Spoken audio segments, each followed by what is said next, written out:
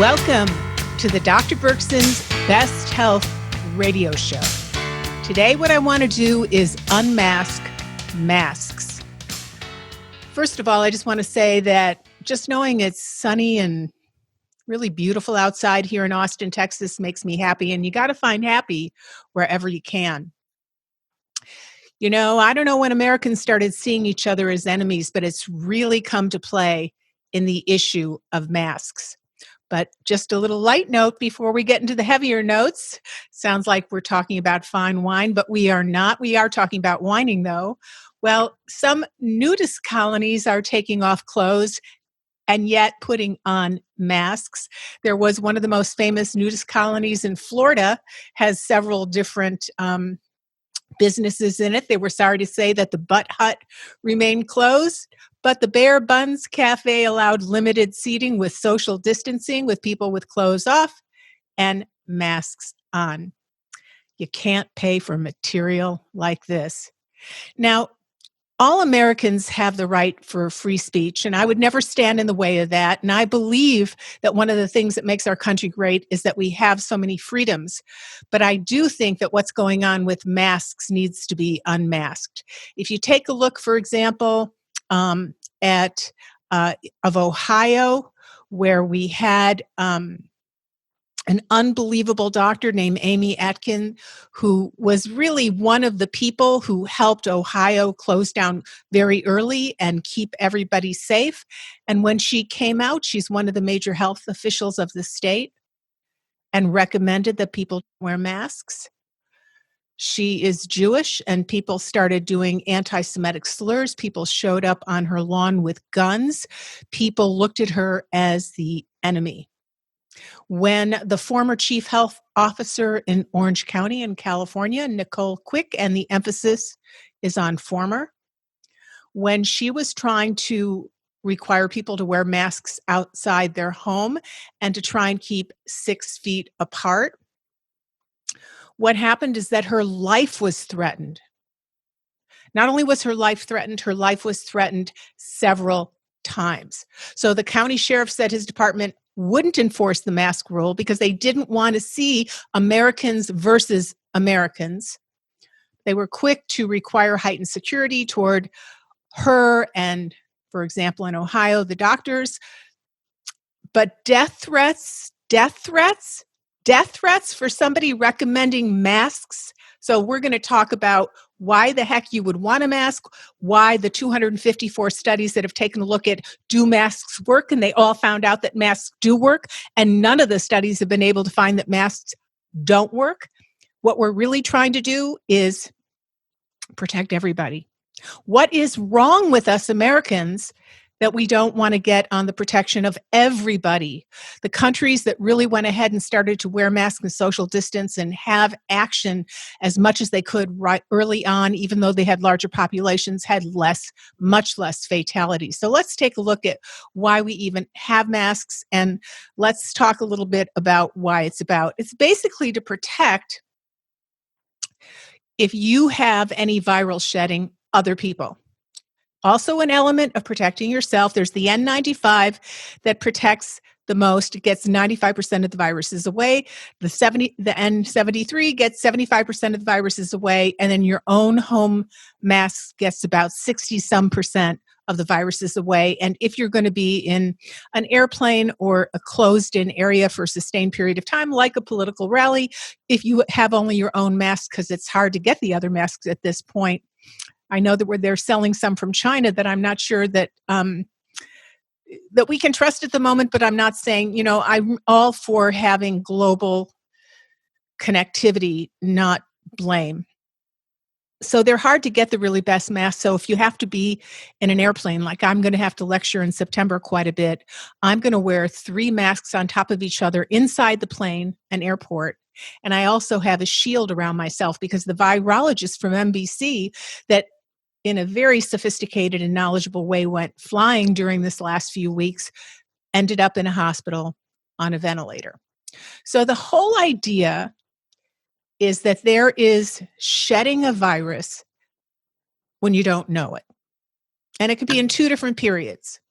Pre-symptomatic, when you're sick, but it hasn't shown up yet, and you're the most high shedder during your pre-symptomatic.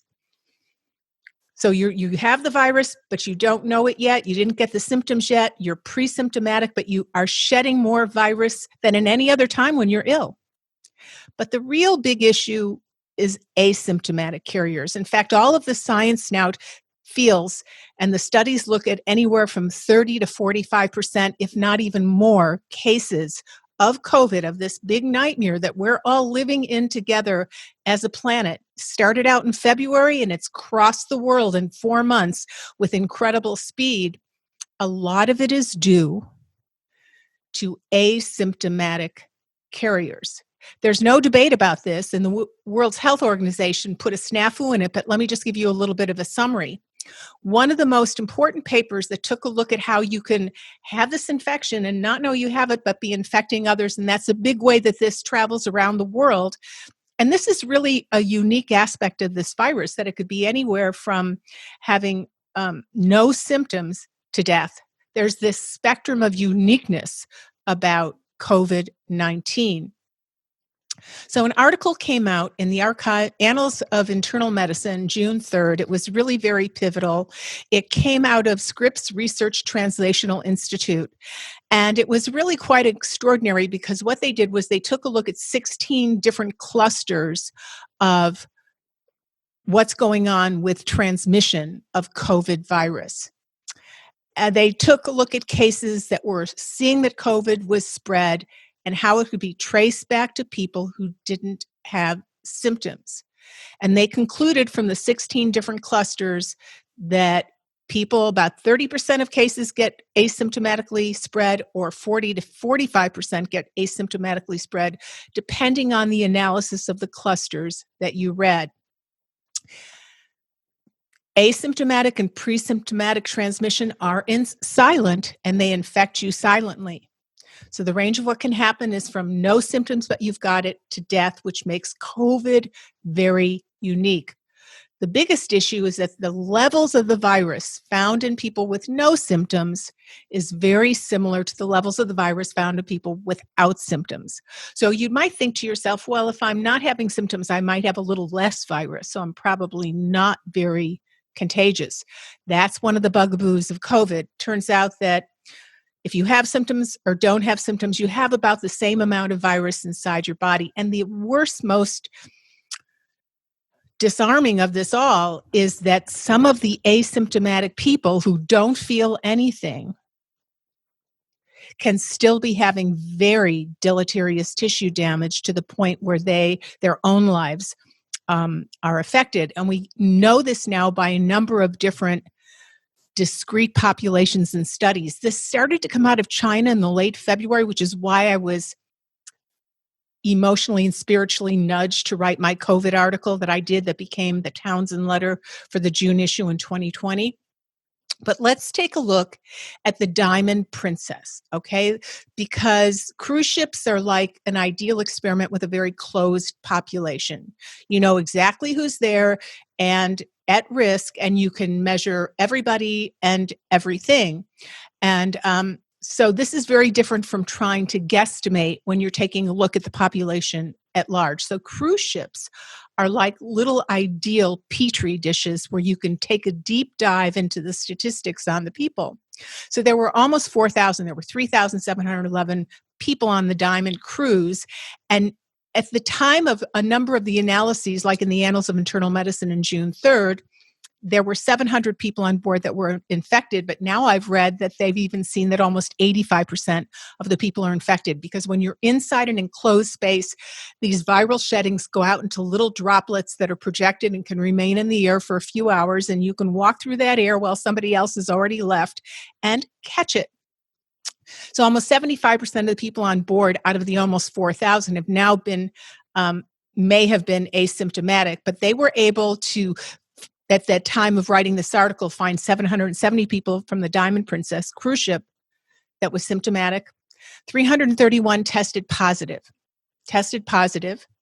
and 76 cases of those that were asymptomatic and tested positive and didn't feel, I'm just a feeling kind of fine. 76 of those people who didn't have any symptoms, they were asymptomatic, but they tested positive. They had CT scans of their lungs.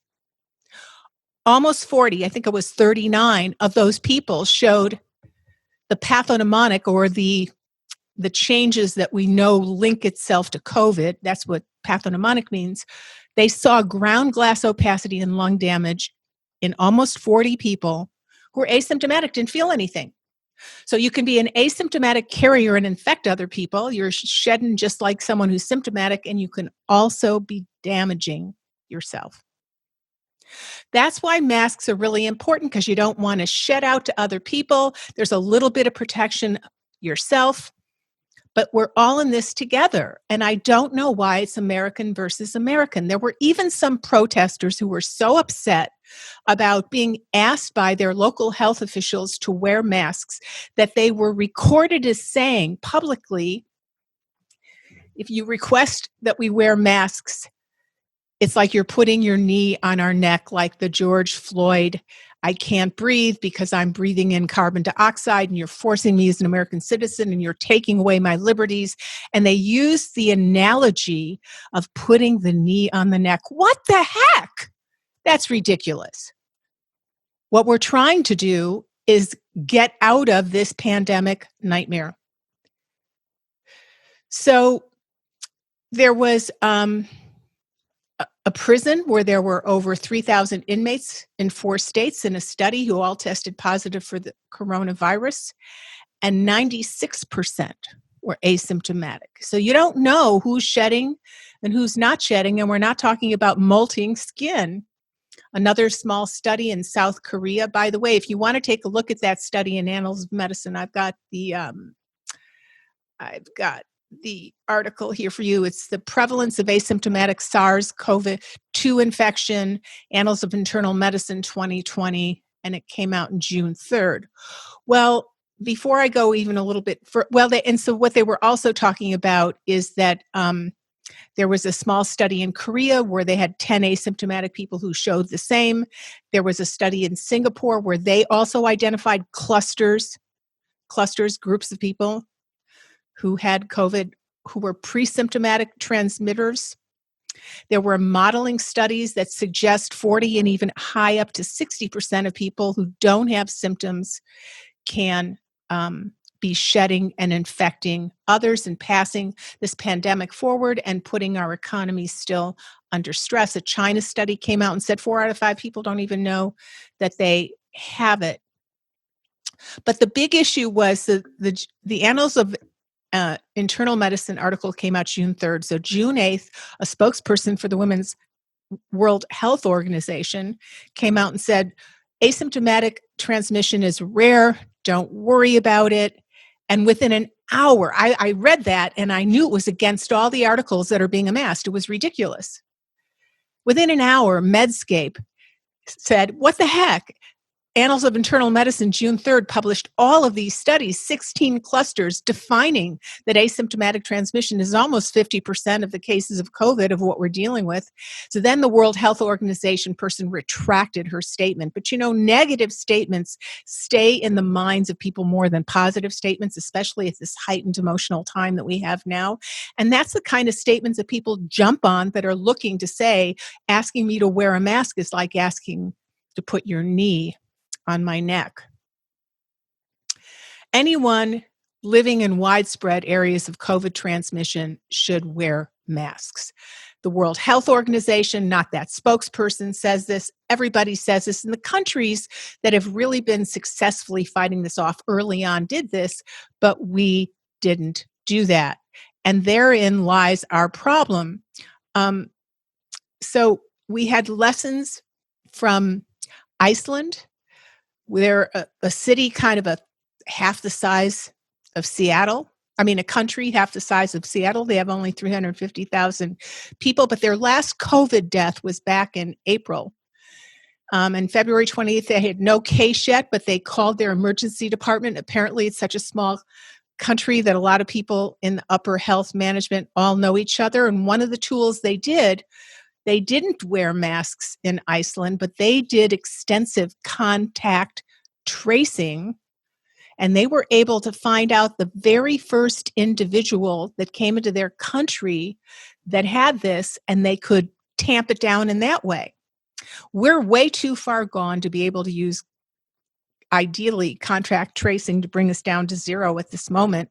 But people are sending me podcasts from other people that have podcasts that sound very intelligent, very knowledgeable, and they're saying that if we do contact tracing, it's taking away all of our citizens' rights. It's like putting the government putting the knee on our neck.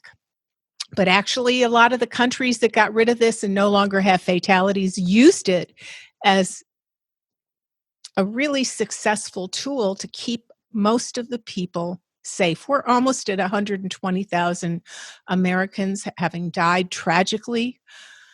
And they now think that that number is much, much higher, even though there's a lot of people making statements that the hospital will be paid more money if you make a diagnosis of COVID. What is all of this conspiracy theory going around? People have been sending me podcasts from well-known motivational speakers that are saying no one really needs to worry about this. It's no big difference other than the flu unless you're in your 70s. And they've got these experts on supporting this data that it's only like the flu. It is not only like the flu. So I don't know why there is people that I have respected in the past making statements that only add to the shrill and don't add to the accuracy of the science.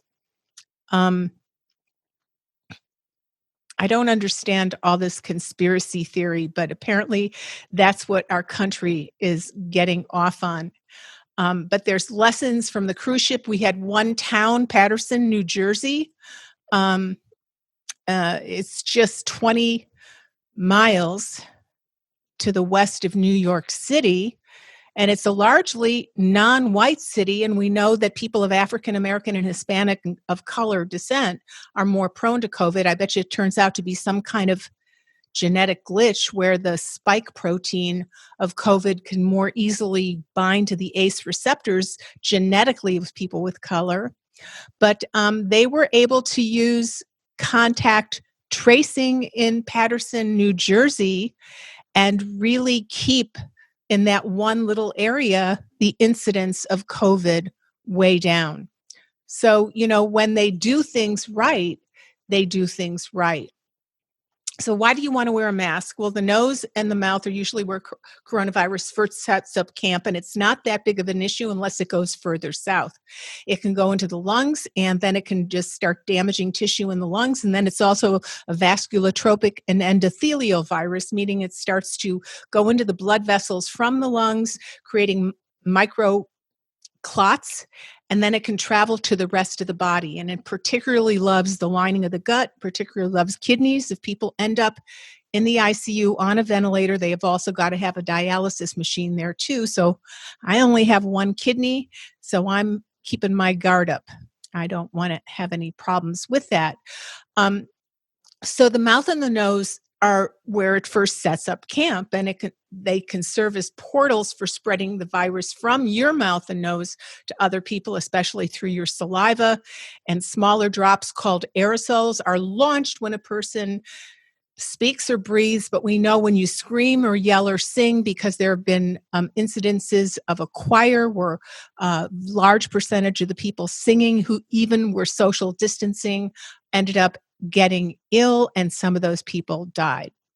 So the deal is how effective are masks? And this is something I really want you to get. Though different studies reach varying statistical conclusions, the overwhelming consensus is that masks stop transmission. Jeremy Howard, an Australian data scientist, created the web Masks for All, MASK for all.co, and he identified 34 papers showing their effectiveness and none that showed otherwise. Sorry, I gave a wrong number a little bit earlier in the show. Researchers from the National Institute of Health performed a video experiment that offered a stark visual rendering of how masks work, and they used laser lights to illuminate the shower of droplets emitted when someone just speaks, and demonstrated how nearly all of them were blocked by a mask. So if you're an asymptomatic carrier and you're wearing a mask, most of the stuff that you could potentially infect someone with is going to be blocked. A team of scientists and academics from Europe and California recently built a computer simulation demonstrating that if 80% of the population wore masks, infection rates would plunge by more than 90%. That one of the big ways we can fight this COVID is by taking action ourselves. And why you feel that that is your liberties being denied, or people are linking that to Auschwitz and the Holocaust. Please, the ghosts of my ovaries are cringing. So that finding lines up with remarkably low rates of infection in Asian countries, where mask wearing is nearly universal, including Hong Kong and Taiwan, each of which has fewer than 10 deaths despite high population density. The countries that flattened the curve wore masks in public. So there's now 20 states in the United States. Today is the 18th of June, and 20 states are on the rise of incidence of cases. Yesterday in Austin, in the last few days, we've had more cases than we've ever had since COVID began. And we have not been mandated by the governor to wear masks, but San Antonio, yesterday or the day before yesterday, mandated that everyone wear masks in business. And yesterday, our Mayor Adler mandated that people wear masks inside businesses in Austin until August 15th, because we've had such an increased risk of cases and because masks work.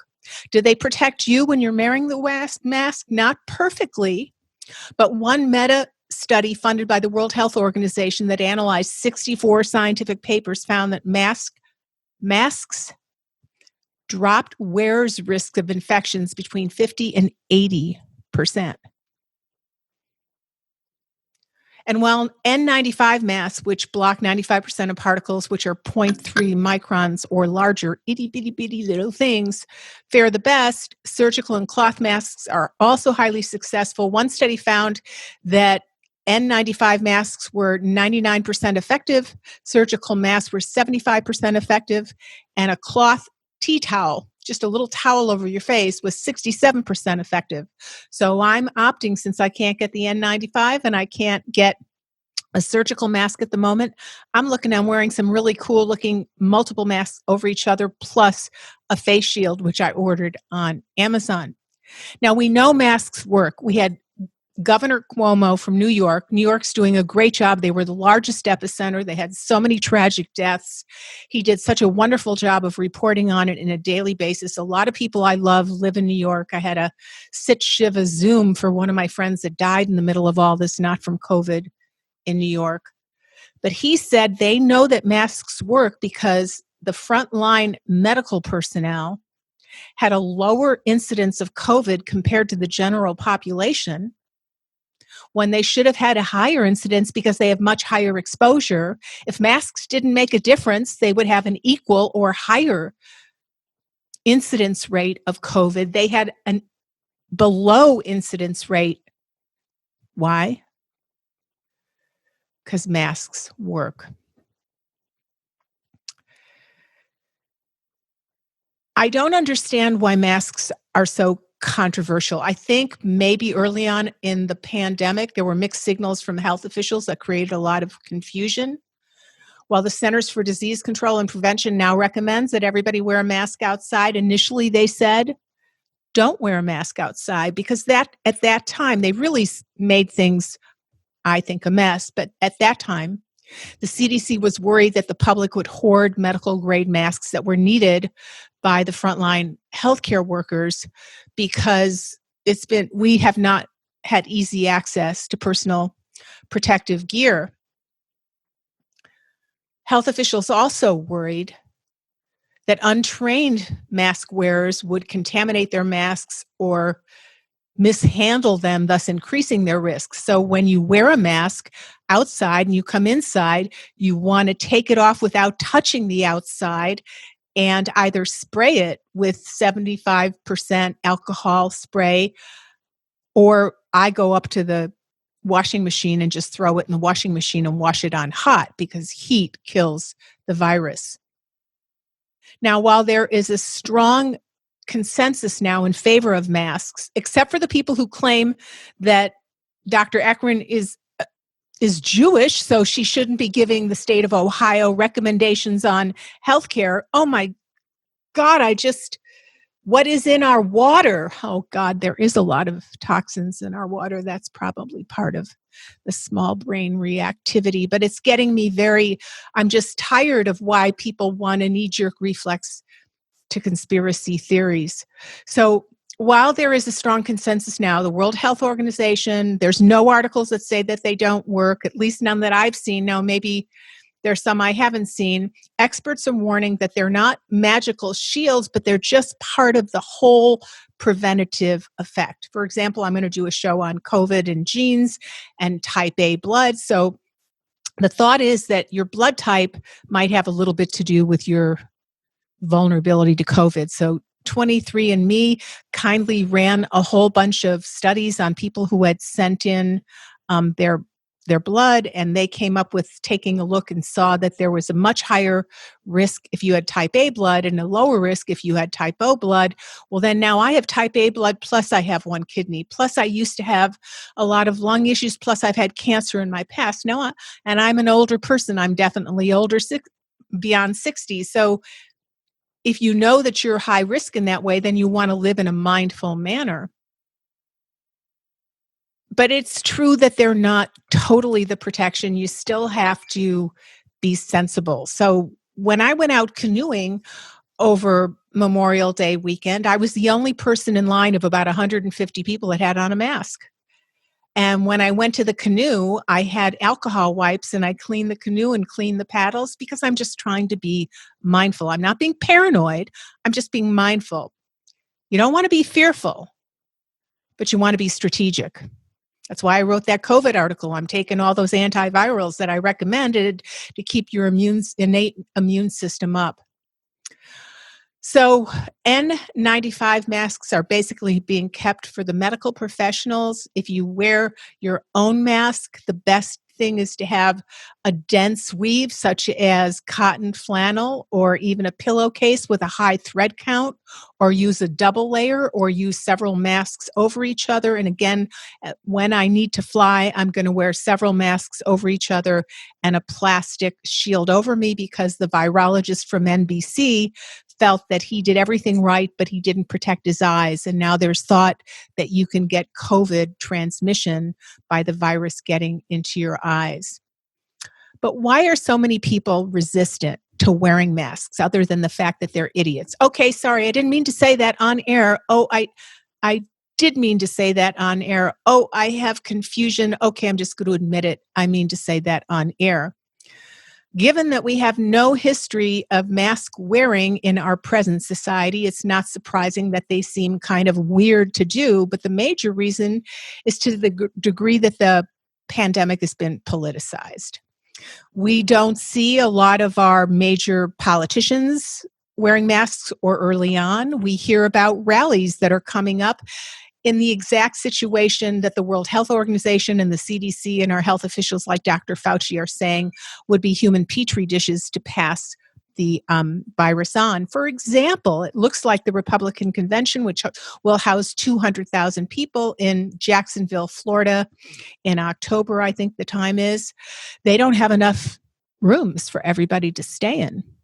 So they're thinking they're going to hire cruise ships and dock cruise ships somewhere close enough by where they can stuff those people in cruise ships, which we've now seen are just the perfect micro environment at this moment to create transmission of disease. So it appears as though wearing a mask has come to be thought of as looking weak. It indicates a sense of a loss of a knowledge of what true freedom is. And true freedom is being alive, being able to voice your opinion, but it isn't necessarily to be able to not help protect the rest of each other. It's kind of like masks have become a tribal marker. Being asked to wear one is like a Red Sox fan asked to put on a Yankee jersey because one side of the political divide is stating it doesn't need it, while the other side of the political divide is saying they do. And we're seeing the increase in about 20 states, most of them being in states where a lot of the mask naysayers live. Wearing a mask also conveys the idea that fright for the moment we've lost our lives. I'm not going out dancing. I'm not going to the gym. I'd love to go to the gym. It's open now, but no one in there is wearing a mask. You can't really work out with a mask on in a gym. That'd be pretty rough. So it's mostly younger people with no masks working out at Lifetime Fitness. And how many of those are asymptomatic carriers? So the mask is a metaphor for a lot of things at the moment, but it's masking the reality that masks really work. They're not, we're putting a knee on your neck. So I want to say that if you go out into the public and you would like to see this pandemic stop, and you're in an area where the cases are going up and the hospitalizations are going up, you don't necessarily need to wear a mask if you're in an area where that isn't happening. It makes sense to wear a mask. Perhaps we're seeing a lot of the clusters in meat packing facilities and even vegetable packing facilities because they're very close to each other. They can't socially distance, so they especially need masks when you can't do the other steps of protection, and they weren't provided. They're now saying a lot of the masks. I had a air conditioning guy come over the other day because I needed my AC looked at, and he didn't have any masks. He said, "Do you have a mask I could borrow?" I said, "Well, you can't come in the house unless you have a mask." So he got a towel, and I said, "You're going to promise me you're going to hold that towel over your face even when you're up in the attic and I'm not up there. You're not going to take that towel off your face. If you're an asymptomatic carrier, it could be breathing it out in my house, and I've just spent the last few months quarantining and not letting people in my house I didn't know." So emotions are really trigger happy at the moment, so that a lot of people have made comments about masks that don't stand up with the science and just continue to create polarization in our country. So I wanted to do a little show on my hit on masks, the science behind the mask as I see it. I know there might be some people presenting science as they see it. And I don't think that this is just equal to the flu. We just took a look at a young 20-year-old woman with no comorbidities who was totally healthy, and she ended up where her lungs went south very quickly, probably a genetic glitch we don't totally understand yet. And within a short period of time, her lungs were damaged beyond repair, and they had to do a double lung transplant on her, which they did successfully, all from COVID, in a 20-year-old. I live in Austin, Texas. It's a pretty young town. There's pros and cons to every single thing in the world, as the spiritual leaders always tell us. So there's the good and bad of that. But many of our cases of COVID that are in the hospital are young, about half of our cases. So this is a time for unity. This is a time to find your own silver lining within all of this. But it's a time for you to be mindful when you leave your own home and you go out into the intermingling murk of where you could virally shed to others without even knowing it. And now you've learned something really new, besides that nudist colonies are taking off clothes and putting on masks, is that a fair percentage of people who don't feel they're ill, who are asymptomatic, can still have extreme tissue damage. So this is really also for you. This isn't just for others. It's for the all, the unity. It's for the other, for me, the elders. I can't believe some elders by some people have been called expendable. When you contrast it to the economy, boy, our underbellies really come out with this whole COVID thing. And it's also about yourself. So wear a mask for the moment when you go out. Be mindful. If you have questions that you would like to have me answer, please go to info@drlindsayberkson.com and send me some. I know I've had a few requests, and I'm going to be hopefully fulfilling them. And also I'm launching a new membership. So if you haven't gone to drlindsayberkson.com and joined my free tribe, please do that so you'll be informed when the membership happens.